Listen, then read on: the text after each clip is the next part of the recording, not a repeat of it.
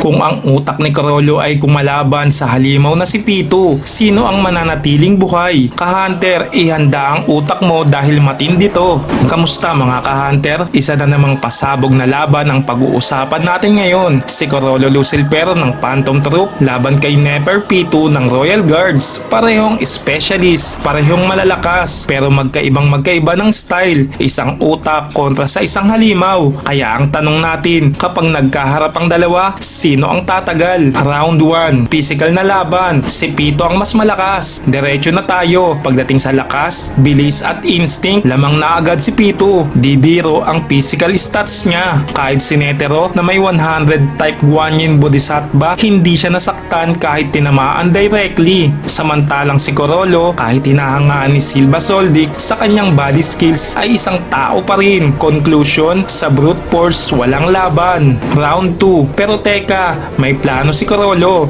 Hindi lang laban ng lakas ang Hunter x Hunter. Dito papasok ang specialty ni Carollo, utak, strategy at kakaibang nen abilities. Pero challenge na agad, mahirap makuha ang ability ni Pito gamit ang skill Hunter. Bakit? Para manakaw ni Carollo ang isang nen ability, kailangan number 1, makita niya ito in action. Number 2, matanong ang may-ari at masagot siya. Number 3, mahawakan ang palad ng target sa bandit secret. Number 4, magawa ang lahat sa loob ng isang oras. Sa tingin mo ba papayag si Pito sa question and answer habang sinasaksak siya? Kaya halos imposible itong makuha sa isang real fight. Round 3, pwede kayang gamitin ni Carollo ang Terp si Chora. Kung sakaling nakuha niya ito, maaari bang mapalakas niya ang sarili niya para sumabay sa lakas ni Pito? Posible, pero may catch. Ang katawan ni Carollo ay tao, hindi enhanced chimera. Kapag pinilit niya, baka mag-collapse lang siya. Gaya ng auto mode ni Shalnart na malakas nga pero may limit. Super boost na may halong risk. Round 4, ang tunay na tsansa ni Carollo, Pan-Pan-Clot at Sun and Moon. Ngayon, ang pinag-uusapan natin ay ang Pan-Pan-Clot. Nakita natin kay Owl, kahit sinabunaga, di nakagalaw. Kung matrap niya si Pito gamit ito, tapos apakan niya, baka may laban. Pero uulitin ko, mahirap mailapat to sa isang opponent na kasing bilis ni Pito.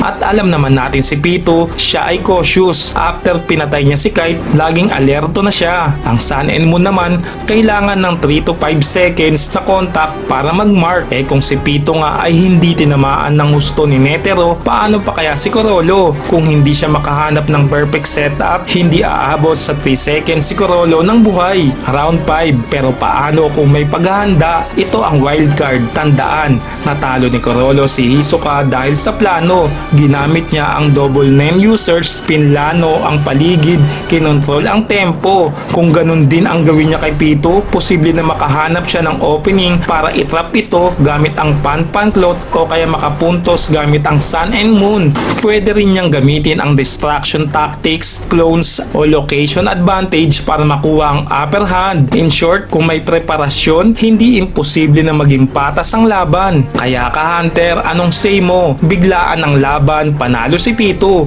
Pero kung pre-planned, may chance si Carollo. Anong strategy ang naisip mo para manalo si Carollo? May ability ba siya na pwedeng pampatay kay Pito? I-comment mo na yan sa ibaba. Gusto ko malaman ang opinion mo. At kung nagustuhan mo ang deep dive na ito, huwag kalimutang i-like, i-share sa fellow Hunter fans at i-follow ang ating FB page para sa mas marami pang theories at battles. Hanggang sa muli mga ka-Hunter, laging maging mausisa dahil tayong lahat ay isang Hunter.